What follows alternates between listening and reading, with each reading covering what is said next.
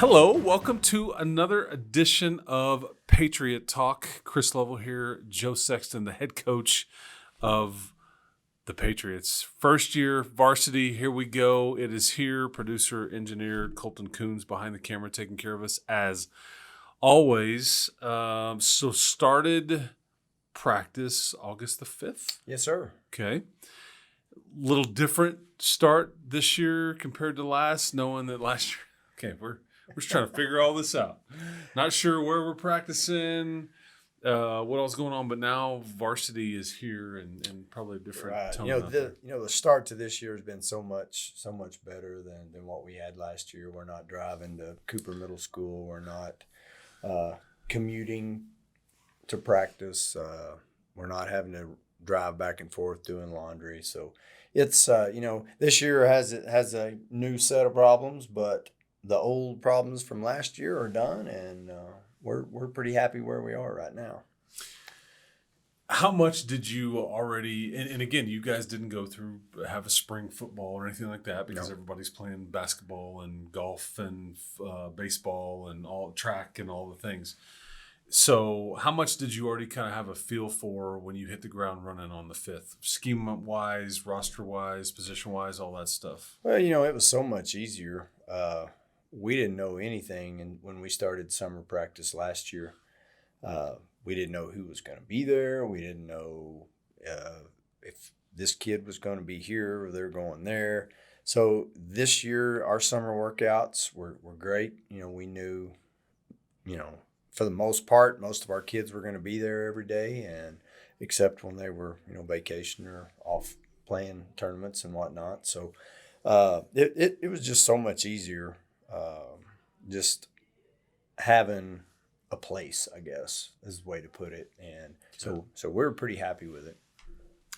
A lot of continuity with your staff. Yes. And that's also important. This summer, we'd run into coaches and they were asking, how many coaches do you have to hire and how many, none. We were good. Yeah, you're clearly an exception. It is great. To bring back the staff that we had is really good. Okay. Take me through, it's obviously different. When you were getting ready for a JV schedule last year, this is now varsity, the new home opener, which would be the first varsity game in Liberty history for the football program. It's on August the 30th. You hit the field on August the 5th. Is there a bit of a different vibe with your kids at practices, knowing that, okay, this counts. This is right. This is more. We can make it to the playoffs. The whole thing. Right. It's a totally different vibe from what we had last year. We knew that we weren't going to, have a chance to go to the playoffs. We weren't going to have a chance to, play for a district championship and all that kind of fun stuff. And, the way our season ended last year, it was just really abrupt. At the end, we had a game canceled at the end. Then we were like, well, what do we do now? Well, there's nothing to do. Guess we'll go play basketball. And we went and moved on to the next sport. But the vibe, the feel from the kids, still, we've had to do some makeshift dressing facilities. And again, they just don't miss a beat. They just show up and, okay, well, we'll dress in. We have 2 classrooms that we're dressing in right now, and they come in and not a peep out of them. I think they're adjusting quite well. Facility-wise, how much is there still? The stadium should be finished September the 27th. Knock on wood. It is up and there's things being worked on, but it's the finer details and the finishes that are still to be determined. The indoor, I saw it with you on this past Saturday, and they just need to put some infill in there and some. Yeah, they were putting that down this morning. Okay, there you go. The turf in there's just about done, and so the indoor is really close to being finished. I think it's big. It's a big room, and we're very appreciative of getting to have something like that, and that's going to really help us out with the temperatures and everything like that once we get to practice in there. We've had to change our practice schedules this week to try to stay out of the sweltering heat outside, and It's warm. yeah, it was. So we practiced this morning, and it was good. It was still warm, but not anything like 103 this afternoon. Okay, as far as figuring out your team, you've scrimmaged Pampa already on Friday. By the way, how did you? That's a long ways out there for It is for a scrimmage. That's a bit of a hike. It's a good 3-hour drive. We stopped. A 3-hour drive, good. I don't know, but 3-hour drive nonetheless. Well, we had several of them last year, so it really wasn't a strange You're thing. good at it. Yeah, you're we're good extremely good at that. That scrimmage was good for us, as none of us have ever played varsity football before, ever. And it took us a little bit to get used to the speed of things, but about halfway through, I think our kids were like, okay, I think we can do this. And I think they scored 3 times, we scored 3 times, and nobody wins a scrimmage. No, you're just looking for those little bright spots, and I think we found several bright spots. Okay. During that scrimmage, I was very pleased with a whole lot of our kids, and to me, the main thing that you try to get out of a scrimmage is just try to get out of there healthy. We had one, Jake Sweeney, one of our outside linebackers, broke his collarbone, and so he's going to be out for a little bit. But I saw him at school this morning and smiling, so hopefully we'll get him back here pretty quick. It's the worst part about football, man. Injuries. Yeah. If you can get through, we've had several years over at Cooper High School where we went the whole year without any major injuries. And then we've had years where it's just a landslide of different stuff. So you just try to make it through as best you can. And having said that, it's just the sport and sports in general. I mean, the body gets hurt at times, whether it's soft tissue or muscle or a bone or whatever. How much do you or your staff juggle between keeping the foot on the gas and like working them really hard, getting them ready for the speed of the game and all that's about to come at them versus, hey, let's back off. This is a marathon. I mean, why do you? Well, for one, you just can't match game speed. Nope. There's no way. No matter how many things you try, you're not ever going to practice as fast as the game itself. And it's just, we've been all banging our heads on the wall trying to figure that out forever, and it just doesn't happen. You just can't simulate it. So you just have to kind of weather the storm there at the beginning, and then, try to hold in there. And then just like it happened for us the other night, it got a lot better as we went on. So, but as far as keeping your foot on the gas, I'm a lot of people would say I'm kind of an old school guy, but it's just like changing our schedule for the weather. There's a lot of coaches out there who I'm sure are still practicing this afternoon, but with these new guidelines coming from the UIL, there's just going to be some times when we have to change. Back off a little bit. Yeah. We have to adapt to. I mean, I don't know how people in Houston and Dallas and all those places are doing just because of the humidity down there. But Coach Newton and Coach Tolliver and I are kind of all on the same page. We're not going to go out and have 3-hour practices, just like everybody used to do. And I would say the most that we're ever going to practice is probably an hour and a half. Because we split up between offense and defense. So our main goal, I think, between all of our coaches is trying to keep our kids fresh, trying to keep our coaches fresh. Just trying to stay healthy. And it's a long season. You start August 5th and then you roll all the way, hopefully, into December. And that's a pretty good haul. So just trying to, not wear them out in the first month of the season is a big deal for us. Yeah, I mean, if you go into December, I mean, basically you're talking a fourth of I guess it'll be a third of the year. Yeah, I mean, it's like it's all right, and it can be a grind. So efficiency is what I hear you saying. Right. How much is there? Okay, because you will scrimmage at Pirate Stadium on this Thursday night. You will scrimmage Bushland. What? When you go into that one, and that's the last really kind of live stuff that you'll have before the opener versus New Home, on August the 30th.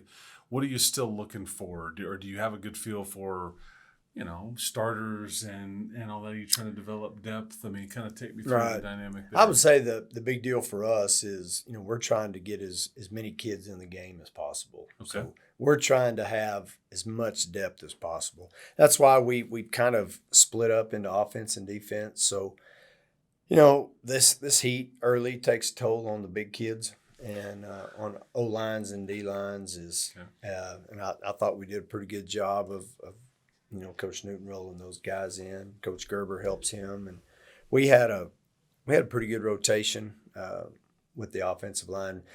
O line's going to have a huge test for them this week. Bushland runs a 10-1 defense. They're all going to be up there, and they're all going to be coming. So it's going to be a challenge for them, but we're going to see it again at some point. So might as well get used to it. It's a trenches game. It is. It doesn't matter how good anybody else is. It's a trenches game. If the O line and D line it's a trenches struggles, game. we're in trouble. Yeah, that's right. How much have you, with the new home opener being kind of on the horizon and it counting and all those things, is that something you talk about with your kids? We haven't yet, really. Okay. No, we just try to go one little baby step at a time. We talked about Pampa last week. We started talking about Bushland today, just a little bit. The day. Yeah, we're not gonna really game plan a scrimmage all that much.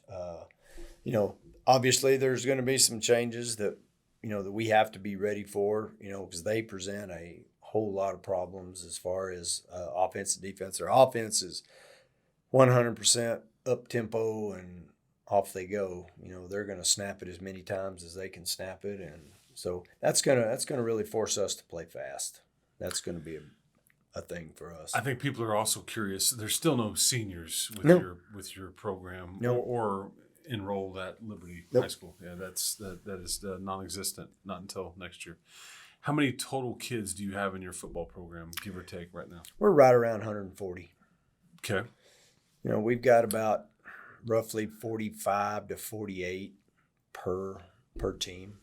We had to move some freshmen up. And you have 3 teams now. 3 teams, yes. We added a freshman team this year because we knew we were going to have quite a few freshmen coming in. So in order to get all of those kids playing time, I think we had about 65 freshmen that showed up to play. And so we were, trying to decide whether we wanted to do, play a second freshman schedule or – so really what we ended up doing is just moving some freshmen up to our JV and kind of level out their numbers. They were probably right around 30. Now they're up to 45, 46, something like that. So we just moved some kids around and just trying to make sure we could all fit on a bus whenever we take off. And you took several because 3 teams now, and you have how many buses went to Pampa? We took 5 buses. Yeah, it's like you're growing. It's like your little family is expanding and growing. It is, and a lot more mouths to feed. With all of our coaches, we're all on buses, and so we needed a little bit more room, and it worked out well. Okay. And by the way, for those that I'm sure many parents that may be watching this or whatever, you've driven by and dropped off your kid or have been over at school for one reason or another. The stadium looks awesome. It's going to be awesome. Target date of September the 27th. It's really not a target. It's just a must because Fort there Stockton, is no target date. Fort Stockton will be in town and all that stuff. But okay, well, that's a brief glimpse of everything. We're going to do this again. I guess the week of the new home game. We'll let you get through the Bushland scrimmage and find out, and that's what's funny too is like people probably knee jerk. You don't, but I think some can overreact to what they see, good or bad, in a scrimmage, and that's just not. Yeah, it's just not the reality of it. The way that our coaches handled the scrimmage the other night was great. We knew that there, and we even told the kids there's going to be some bad things happen, and sometimes that's okay. It's fine. You have to learn how to move on. You got to learn how to play the next play. Amnesia. And, they had some big plays, and we went on, and there was some chirping going on, and I think our kids handled that pretty well also. And then, I guess the main thing in a scrimmage is you try to identify, your go-to guys, and we found, we already knew who they were, but Gavin and Levi had big nights, and Gavin McPherson is going to cause some problems for a lot of defenses just because he's so fast. Can't teach speed. Nope. Yeah, the track times would tell you that that speed works. So but we found some of those things. We knew Talon was going to be a great run back. Colin Chadwick had a couple of runs that were really good. So, then we found some other guys on defense that were, had some good plays. So this week we just want to find more of those.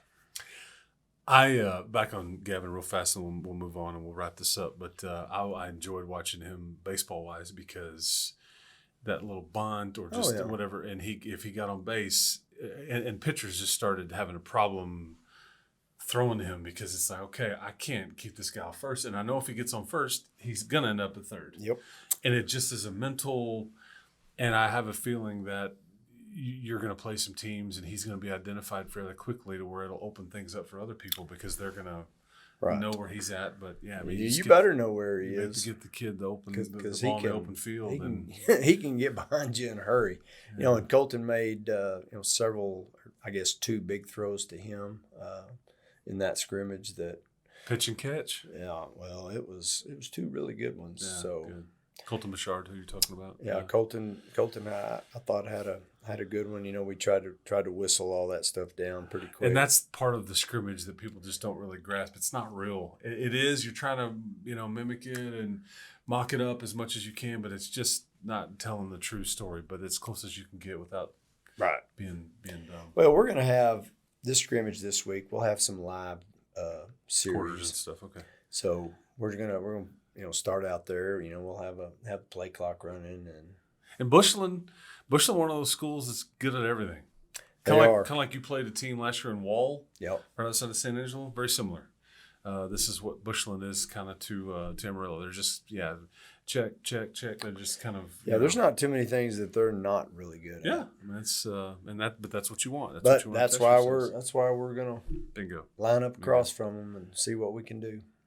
Well, we'll come back and wrap this up, and then we'll come back and do one of these the week of. And you were telling me before the show, I had no idea. I didn't realize that you wanted to if you weren't a football coach, you wanted to be a backup dancer in a boy band. What's your other goal as an occupation? The more you know about Joe Sexton, I had no idea, folks. Anyways, that'll wrap it up for Chris Level, for Joe Sexton, for Colton Coons. That's been another edition of Patriot Talk.